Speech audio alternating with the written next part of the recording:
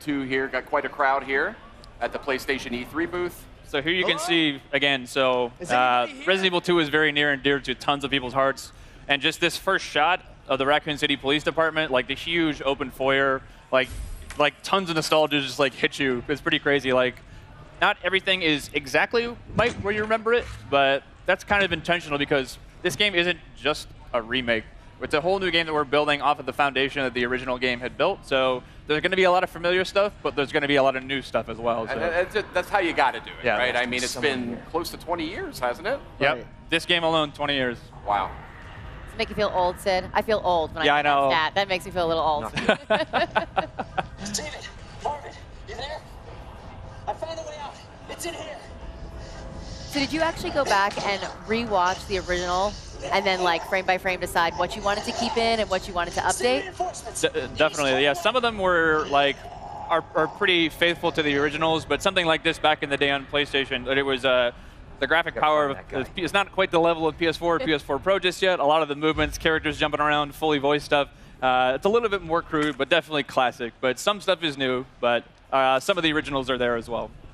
So a big change here is the fact that we're really playing the game. We're Leon Kennedy. And when I think of Leon Kennedy, I think of Resident Evil 2, but I also think of Resident Evil 4. Yes. And you guys have opted for more of a Resident Evil 4 approach to the controls. So tell me a little bit about that. Definitely. So the over-the-shoulder thing, we know it's the original game with the fixed camera in the corner. That's very, again, near and dear to people's hearts. But with the over-the-shoulder camera, we're building a new game. This isn't a remake of the original. It is a full new game that we really want to push. And the idea of having over-the-shoulder, the pinpoint accuracy of really trying to take down zombies, it felt better for this experience, so that's where we went through. So. But the big difference is the it's less shooter elements compared to the Resident Evil 4. This is more, like a Metroidvania style, survival horror, classic gameplay. So we actually try to keep the original, gameplay feel from the original. So that's kind of what we were trying to do in this new Resident Evil 2 as well. The lighting feels very similar too. Yes. Yep. Yeah, definitely one other thing is like, so to make it like, people always see the over-the-shoulder first person, think of just like, you're going to be running off the walls and doing backflips and things like that. It is definitely not like that at all. The zombies in this game are tough. And not just like, if you see 1 or 2 or 3, like, I got to look out. If you see one in a hallway and you can't get by them, like you have to, you fear for your life type thing because you're probably going to die. So you really got to be careful with your ammo. And to confirm, these are zombies a la Resident Evil 2, not Las Plagas. So these are your T-virus zombies. Right. Just had to settle that one. So Leon here is trying to save one of the fellow RPD officers. It's not looking good, unfortunately. So. Oh, that didn't go very well. Now, we know there's going to be some familiar faces in this as well. And some characters that we've seen in other games. We saw that in the showcase asset just last night. But tell me a little bit about the approach to that. Definitely. So we've got, of course, like, not only do we have Leon has his own campaign, we also wanted to bring back Claire Redfield. So she's not playable in this demo, but she, as well, is going to get her full playable campaign, too. Awesome. So, the rest of the characters are kind of, we haven't really confirmed too much yet, so I advise you to go back and watch the trailer. You can kind of make some good guesses, I think, based on those, but we'll leave it to your imagination. Awesome. This is cool here. This is super tense.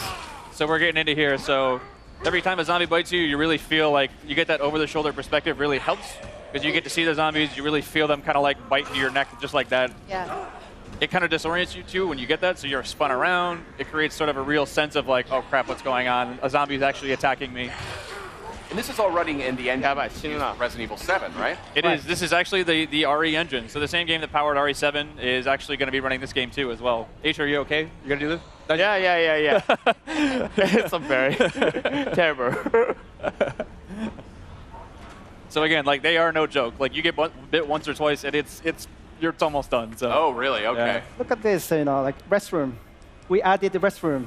Yeah, so that was one thing that was really in the PS1 game, it was one of those ones. It's limitations back in the day, but there were actually no restrooms in the original PlayStation. Right. That's a good point, Yeah. actually. Right. In this demo, we wanted to make sure that we have a fully functioning bathroom. We put a little treat inside there for you, or a first aid spray. That's a back of box. Yeah. Right. If I've ever heard of one. I noticed you just picked up some first aid spray before. A lot of what I love about survival horror games is the limited supplies. You really have to like think things through. Is that an element that you guys are working with? Yeah, those are sort of like the emergency last minute things. But again, like it is really survival horror to its fullest. Like you're gonna need to conserve those. As you can see in his inventory there, he only had a handful of bullets. So if you run out of bullets, there's no like. We did add certain things like, you know, if you find a la RE7 some gunpowder and some other resources, you can make more. But if you're out, you're pretty much going to be out. So really wanted to drive home the survival aspect of this game. Is there a knife? Is that included? There is. So a little bit later, if we get far enough, we will show you the knife. It functions a way similar to when we did the original Resident Evil 1 remake. So instead of just being something that you use and you can slash it to keep guys at bay, but these guys are ironclad, and that's generally probably not the best idea. Yeah. If you do get grappled, you get the chance to use it as sort of an emergency weapon to get rid of that zombie and get him off you. Cool. But if it's still, it does have a little bit of durability as well. So if it's still durable enough, you can actually pick the knife up off the zombies that you just killed, get a little bit more out of it too. So Interesting. What other sort of mechanical tweaks and changes are you guys implementing here that longtime fans might notice? definitely, Kana-san, you want to take this one? Well, yes, the gameplay mechanics. So since we actually feature now, over the shoulder camera view. So the we actually trying to put like more kind of like intense combat, feel against the zombies. So and also the way like Leon is actually shooting is kind of like more like natural. Otherwise, you can save it later in case something else comes up. But it really is about that choice of how do you want to play. That is cool. That's something I've always wanted to see in more like zombie games. Is right. It's easy to fortify. You know what fortify I mean? stuff. Because that's like the first thing you're going to do, right? If you were in a real zombie attack. Blow everything up. And you're now, obviously, Sid and I are big Resident Evil fans, but for those out there that maybe haven't, approached the franchise before or something, do you feel like this is a good title to start with? Mm-hmm.